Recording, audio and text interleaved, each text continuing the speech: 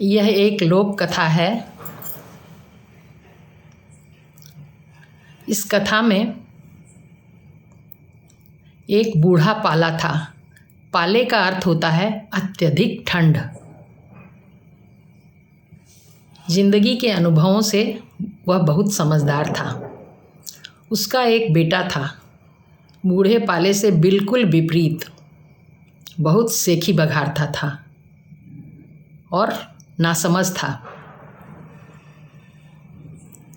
एक बार उसने अपने पिता से कहा कि मैं सबको ठंड से अकड़ा सकता हूँ,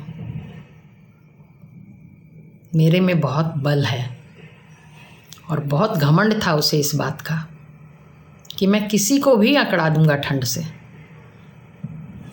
तब उसने एक जमींदार को देखा और उसको ठंड से अकड़ा दिया। जमींदार मोटा ताजा एक रईस व्यक्ति था।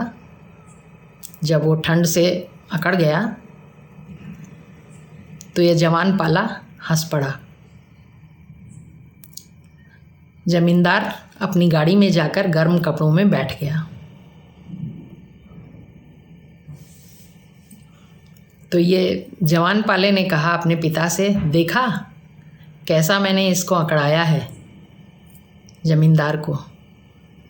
तो उसके पिता ने कहा, बूढ़े पाले ने, कि सुनो, तुमने इस मोटे जमींदार को तो अकड़ा दिया, किंतु वो देखो सामने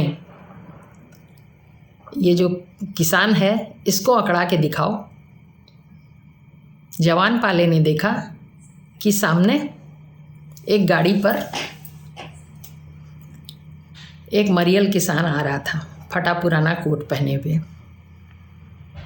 जवान पाला अचानक ही उस किसान के चारों तरफ पहुंचकर पूरी ठंड पैदा कर दिए और उस ठंड से एक बार किसान कांप गया, लेकिन वह तुरंत ही उस घोड़ा गाड़ी से उतर पड़ा और घोड़े के साथ दौड़ने लगा।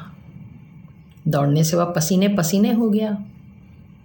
इस पर बूढ़ा पाला हंसने लगा, बोले, देखा।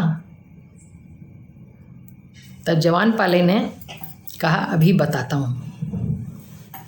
और फिर से